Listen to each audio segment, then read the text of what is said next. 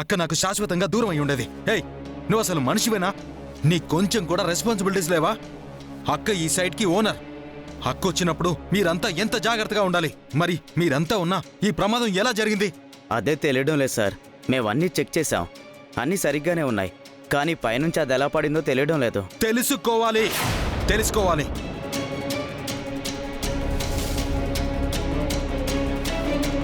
రాయుడు, సరే మనం వెళ్దాం పద.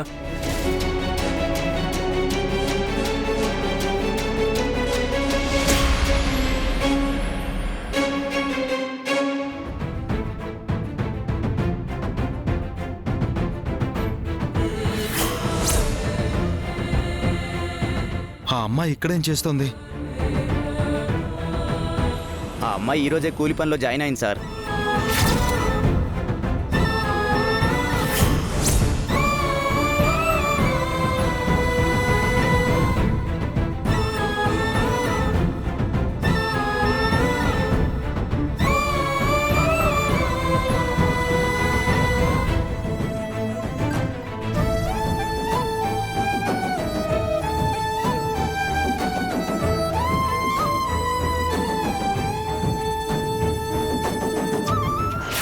అయ్యో, ఏమైందమ్మా? ముందు ఈ మంచినీళ్ళు తాగు. తీసుకో, తాగమ్మా, తాగు.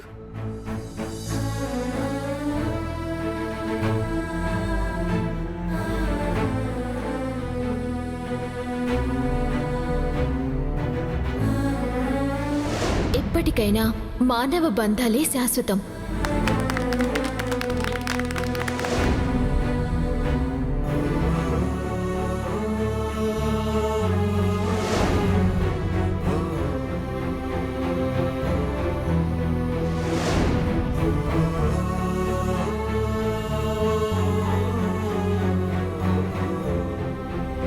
ఇప్పుడు ఎలా ఉందమ్మా? ఇదిగో నీళ్ళు ఇక్కడ పెడుతున్నాను, కావాలంటే తాగు, సరేనా?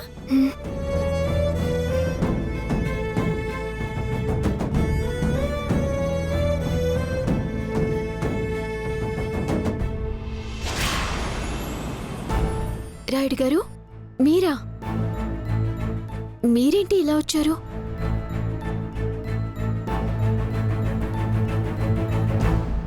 ఇది రాయుడు గారి వాళ్ళ కన్స్ట్రక్షన్ సైట్ అమ్మా. నువ్వే ఇక్కడికి పనిచేయడానికి వచ్చావు. ఇది రాయుడు గారి వాళ్ళదని నాకు తెలీదు. అది సరే అమ్మాయి, అసలు నువ్వు ఇక్కడ కూలి పని చేయడం ఏంటి? చెయ్యాల్సిన అవసరం ఏంటి? తోలు బొమ్మలు ఆడించుకుంటూ హ్యాపీగా ఉండొచ్చు కదా.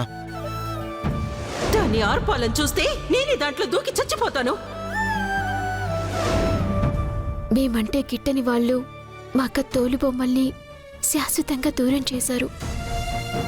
ఇప్పుడు మాకు ఇల్లు గడవటం చాలా కష్టంగా ఉంది.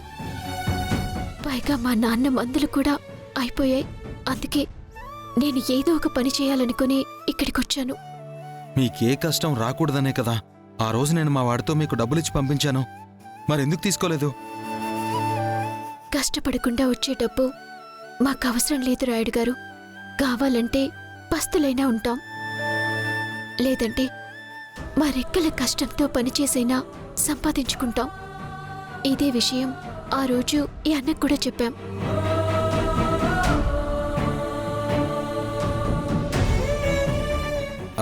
సరే, నువ్విప్పుడు పని చేసావు కదా,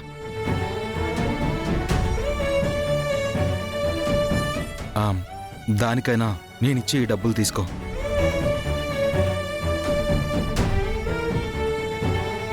నా కష్టానికి తగ్గ ఫలితాన్ని నేను ఆశిస్తాను తప్ప అంతకు మించి ఎక్కువ నేను ఆశించను.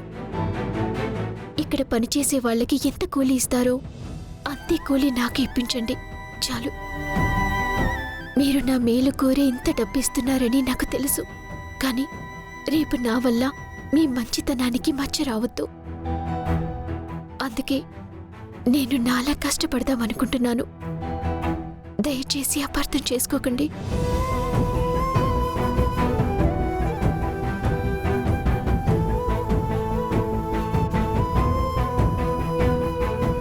చెప్పాను కదా రాయుడు, ఆ అమ్మాయి ఆత్మాభిమానాన్ని చంపుకొని ఏ పని చేయదని. నిజమేరా, వాళ్లకు ఈ కష్టాలు రావడానికి కారణం మేమే. అందుకే వీలైనంత త్వరగా తనకి కష్టాల్ని దూరం చేయాలి. రే గిరి, నువ్వు వెంటనే ఒక పని చేయి. ఏంటి రాయుడు అది? చెప్తాను.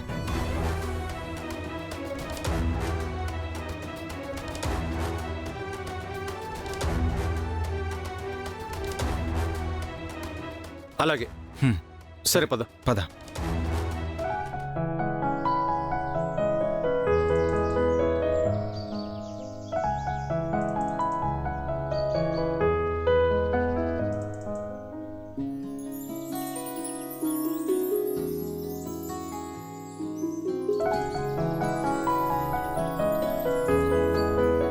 ఏంటక్కా, నిన్ను తీసుకెళ్ళటానికి టైలర్ షాప్కి నేను వస్తానని నీకు తెలుసు కదా, మరెందుకు అప్పుడే వచ్చావు?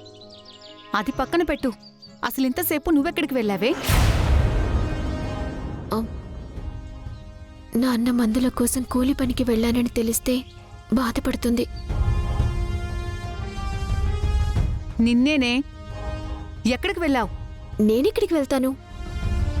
సుగుణత్త ఉంది కదా, తనతో మాట్లాడటానికి వెళ్ళాను.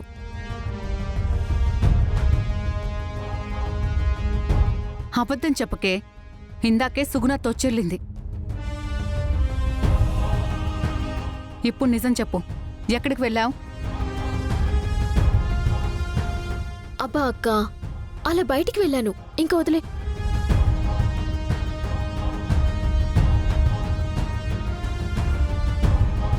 ఏంటి అవి? నాన్నకి మందులక్క. డబ్బులెక్కడివే? అంటే అది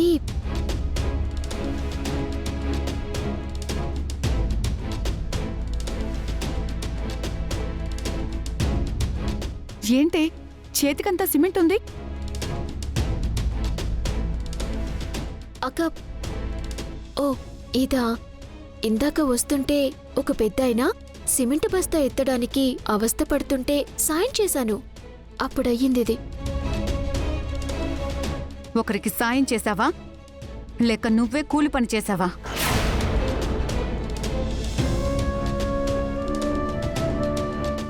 నేను కూలి పని చేయడం ఏంటక్కా?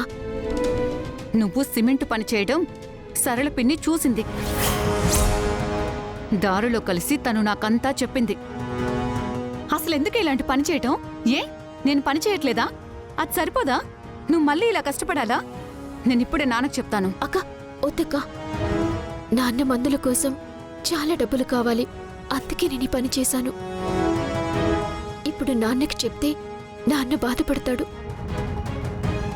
నాన్న ఆరోగ్యం కంటే మనకేది ముఖ్యం కాదు కదక్కా. అలా అని నువ్వు కూలి పని చేస్తానంటావా? వద్దే, నా మాట విను. ఏంటమ్మా, ఏదో కూలి పని అది ఇది ఏదో అంటున్నారు?